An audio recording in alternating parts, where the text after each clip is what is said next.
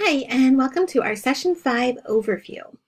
There are 3 topic outcomes for this session: employing strategies for revising and editing, generating an academic paper from premise to completion, and constructively critiquing peer submissions. Because we have numerous worksheets for you to explore this first one, I want to focus in our overview on these next 2.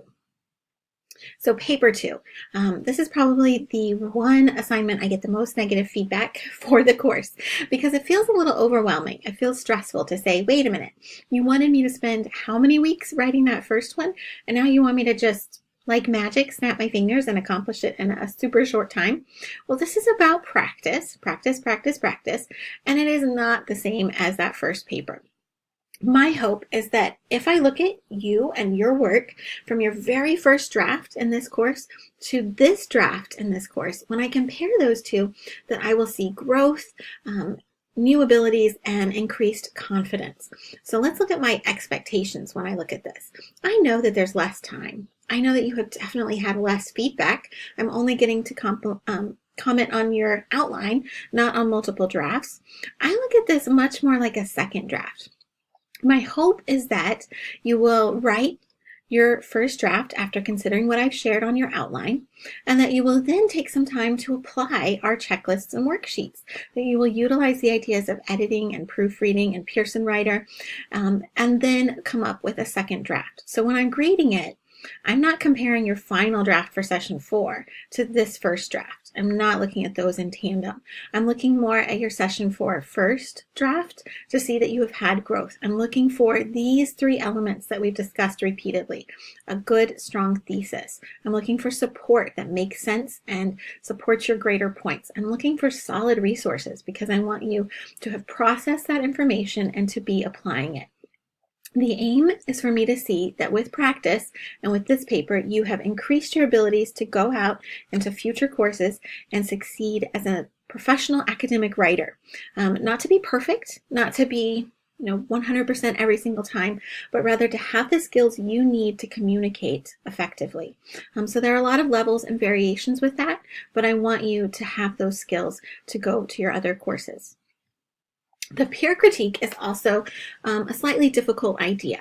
So what I want to see happen is for you to use things like PQP. So I went ahead and made a video, a second one, that's just about PQP and the peer reviews. But I want you to ask these 3 main questions. What would help you if you receive a peer submission, which you should? If you receive that peer critique, what would help you in receiving that? How can it be specific? Not just those were nice words, but specific words that made sense, that increased the ideas, that proved that it was an academic professional work, and questions that will help you write better. So what kind of questions would you want to get? Apply those ideas to your classmates. Here are some examples. We want to praise. We want to encourage what someone has done well. We want to question. We want to encourage them to keep going. Hopefully, each of you will get at least 2 peer reviews. That's 20 plus questions for each of your papers. That's a lot of material.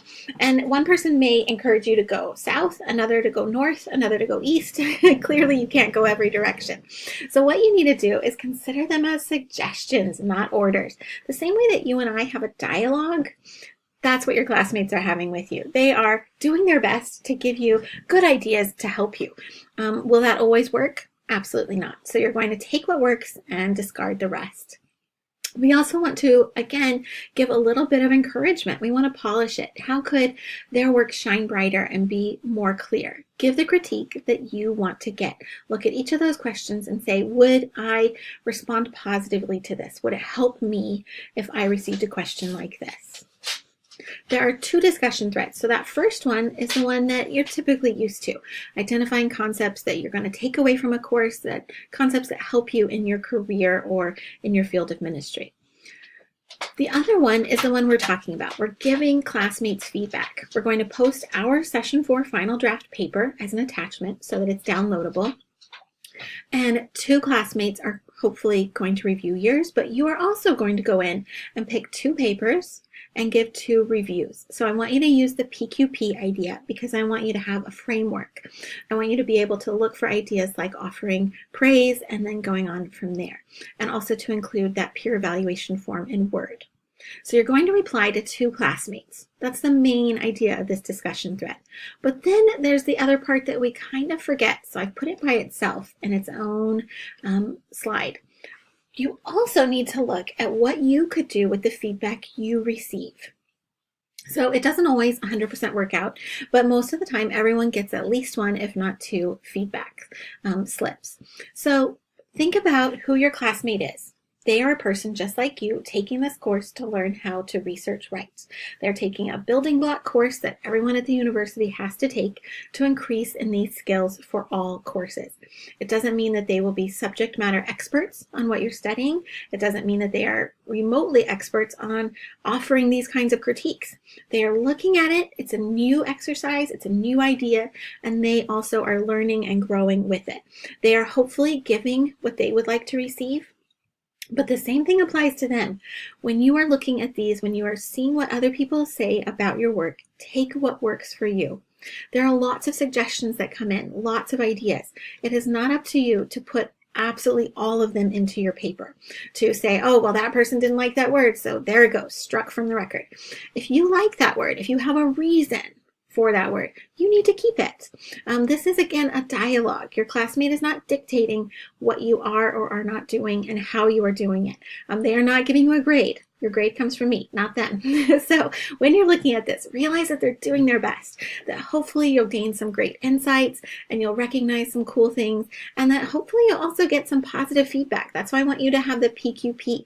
I want you to think about the praise that you can give each person for sharing a topic that they are passionate about and giving you the opportunity to learn. Not only are you learning about the writing process, but you're going to learn how other people have tackled these ideas. So have fun with it. Never take it too seriously. Recognize that each person is offering support and ideas, but the same way that I order different items off the menu than you do, that's going to happen here. We're going to have different menu items that mean something to us and that impact our work. But we're all sharing and we're all doing our best. So have fun with this more than anything else and use what you can. Salt it down, as they say. So have a great week, and thank you for learning all of this with me.